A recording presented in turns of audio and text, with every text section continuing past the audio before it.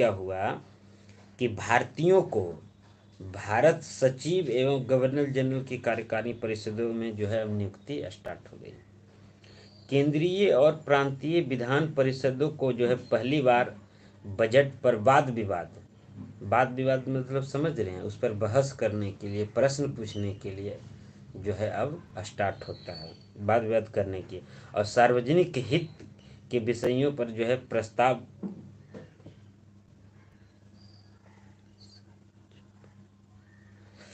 सार्वजनिक हितों विषयों पर प्रस्ताव पेश करने, पूरक प्रश्न पूछने, मत देने का अधिकार मिलता है। ये सब जो है मार्ले मिंटो से। हालांकि हम उधर देखे थे शाही उपाधि अधिनियम में भी देखे, 1876 में भी देखे थे, वहाँ से वो स्टार्ट होता है और धीरे धीरे 1909 में आता है, मार्ले मिंटो आता है। मुस्लिम समुदाय के लिए जो है अलग प्रतिनिधित्व जो है वहाँ पर बोला जाता है कि मुस्लिमों के लिए जो है सिर्फ मुस्लिम मतदाता ही चुन सकते हैं, इसीलिए उसको जो कहा जाता है सांप्रदायिक निर्वाचन का जनक भी कहा जाता है। और यहाँ एक क्वेश्चन था बहुत ही इम्पोर्टेंट कि 28 अप्रैल 1876 को एक घोषणा होता है कि महारानी विक्टोरिया जो है भारत की साम्राज्ञी होगी।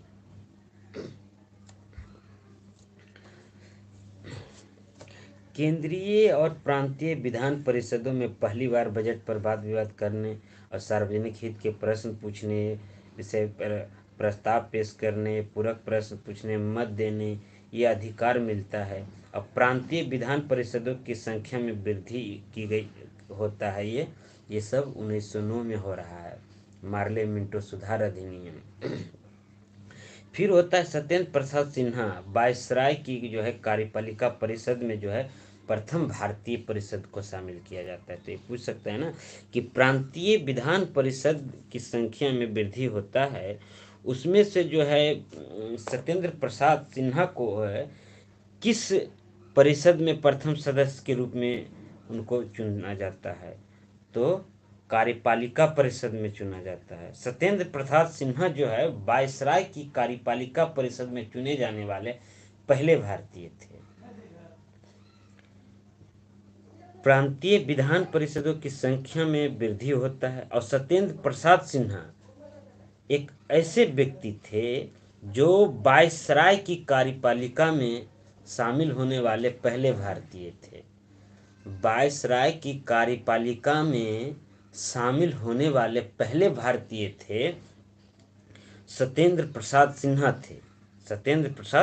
थे और उन्हें विधि सदस्य बनाया जाता है। वो वायसराय की कार्यपालिका में तो शामिल होते ही हैं, लेकिन साथ ही साथ जो है विधि सदस्य, विधि मतलब होता है कानून, तो विधि सदस्य बनाया गया। और इस अधिनियम के तहत जो है प्रेसिडेंसी यानी कॉरपोरेशन चैम्बर्स ऑफ कॉमर्स विश्वविद्यालय और जमींदारों के लिए है, जो एक अलग प्रतिनिधित्व का जो है प्रदान किया गया।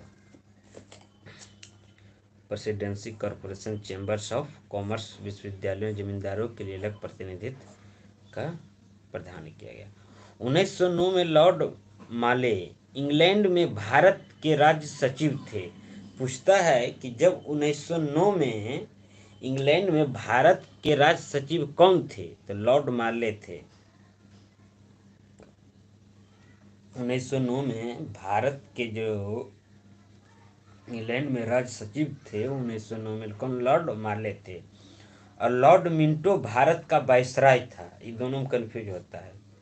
उस समय 1909 में जो है लॉर्ड मिंटो क्या था, भारत का वायसराय था। और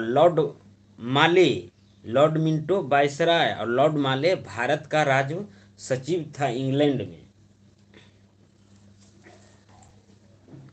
भारत में ब्रिटेन के सभी संवैधानिक प्रयोगों में से सबसे कम समय तक चलने वाला अधिनियम कोई था तो वो 1909 का भारत परिषद अधिनियम था।